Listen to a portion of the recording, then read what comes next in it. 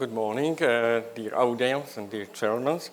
Now I would like to talk about prenatal screening method called non-invasive prenatal testing. And now I will focus on rare chromosome abnormality screening. My name is Márton Kónya. I am a biologist and cytogeneticist. I work in prenatal screening and prenatal diagnosis for chromosome abnormalities. My vision is increase the effectiveness of prenatal genetic tests and help for experts in a patient consultation and for patients for a decision in hard situations. We have two ongoing projects. The first one is the accuracy for rare chromosome abnormality screening, and the second is the background of the false positive cases. And we plan the third project that is a retrospective cohort study. The first is the accuracy of non-invasive prenatal screening for rare chromosome abnormalities, and we analyzed 600,000 non-invasive prenatal test results. The background is, yes, we started to use non-invasive prenatal testing in 2011. This method analyzed the DNA levels in maternal blood. This is fetal DNA. And we know that it's the best screening method for frequent chromosome abnormalities like Down-Edwards and Patau syndromes. The accuracy and specificity and sensitivity is well known in these cases. And you can see here how these tests developed, because patients want more and more genetics information. And from 2015, we started to use genome-wide chromosome abnormalities, what can screen all chromosomes. Like here is trisomy 7, which is a rare chromosome abnormalities. But if we get more and more genetic information, then we increase the test positive rate and false positive rate also. So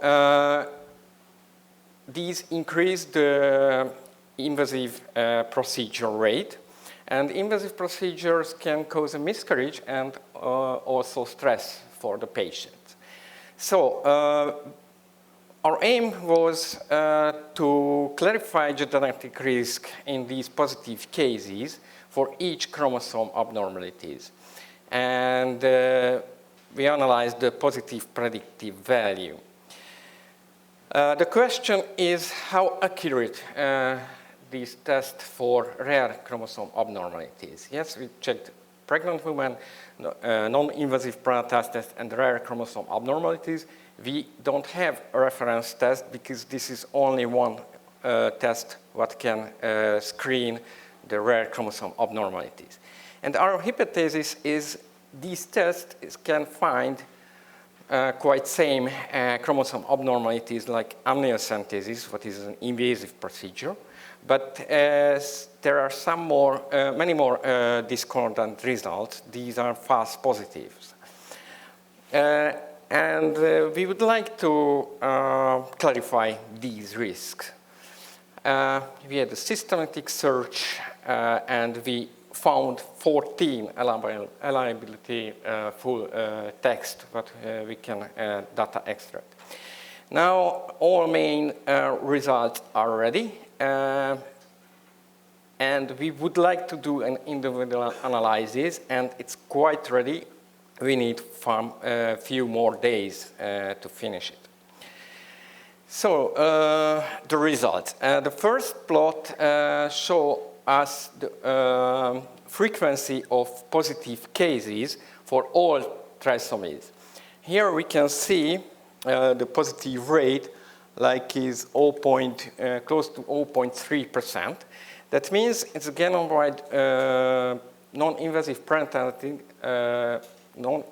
prenatal testing increase the test positive rate for rare autosomal trisomies 0.3%. This information is important for the pre-test consultation. If we check the positive predictive value for all rare autosomal trisomies, we used two methods. The left side, we said the true positive what we diagnosed with an invasive procedure, for example, amniocentesis, and the positive predictive value was 6%. And the right side, we can see that the positive predictive value is 12%. Here, we say the true positives is confirmed by genetic testing plus intrauterine fetal death plus termination of pregnancy because of bad ultrasound sign. We also checked structural chromosome abnormalities. We found 8 articles for this one. The test positive rate here is less than 0.2%. And if we check the positive predictive value for these abnormalities, it's much higher, and around 50% with both methods. Our main result is these. The A plot shows the relative frequency of each chromosomes. It's very important, very interesting for geneticists, but it's clinically not too important. Much more important, the B and C, the positive predictive value, can show the genetic risk if you get positive results with NIPT. It's very big differences. It's a genetic risk is between 0 and 20% for the strict method, or 0 and 30% with the less strict method. So if frequency times positive predictive value can show us the positive, true positive rates is D and E plots. The strength is a very big number of pregnancy, it's 600,000, and individual results for each chromosome and individual data analysis. But some chromosome abnormalities is very, very rare, so we only find few positive cases. This is one of the limitations, and the big heterogeneity is a very big limitation of this test. Conclusion is GAN-wide increases the false positive rate a bit, but can screen all chromosome abnormalities like amniocentesis. And the different chromosomes have a very different habitat. That is, frequency and positive predictive value are very different. And if we know these risks, the quality of pre- and post-test consultation can increase. Implication for practice, of course, is the pre- and post-test consultation. And for research, I think we need more and more data because these are very rare cases. We are very close to finish the manuscript, I think within 1 week. We have to put individual analyses in different parts, and then we can finish this project. The second project is work with the false positive cases. The false positives mean the fetus is not effective. But then why is positive the test?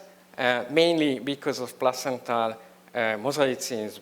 But the placental mosaicism can cause placental dysfunction, smaller baby stillbirth, preeclampsia, and so on. So, and other cases, mainly the complex chromosome abnormalities, it's an unknown maternal malignancy can be the background.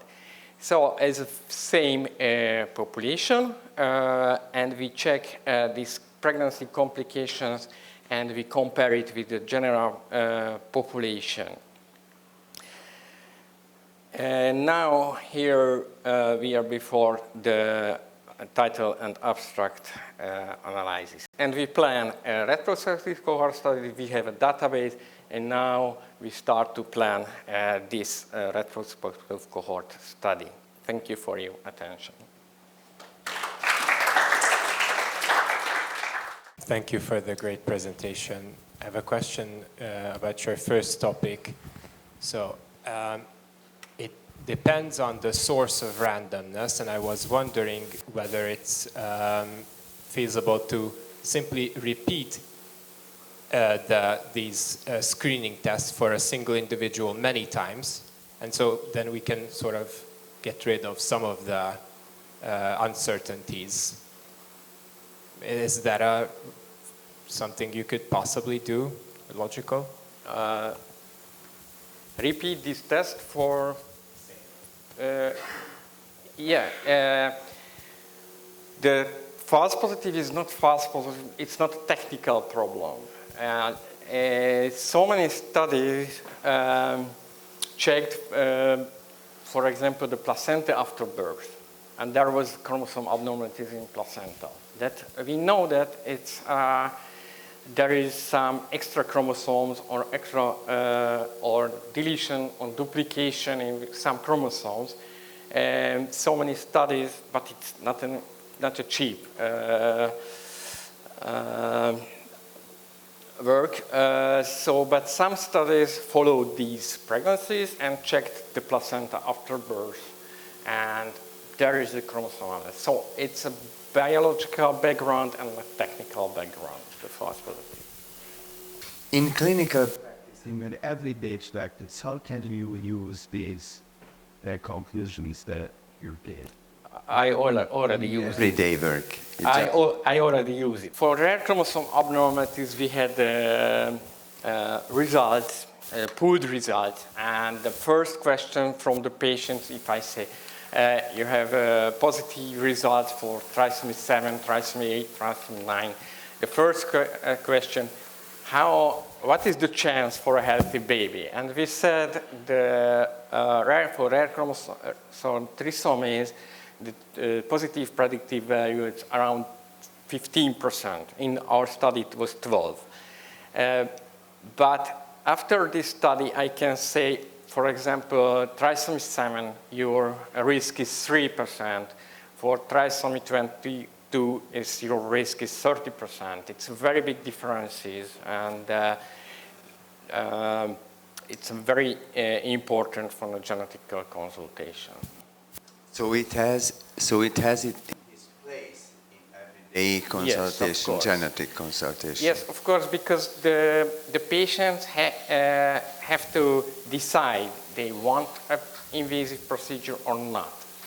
And it's not the same if I say your risk is 1% or 30%. It's very big differences. So many patients decline the invasive procedure. For example, 42 years, the first child, after IVF, they scare about invasive procedures.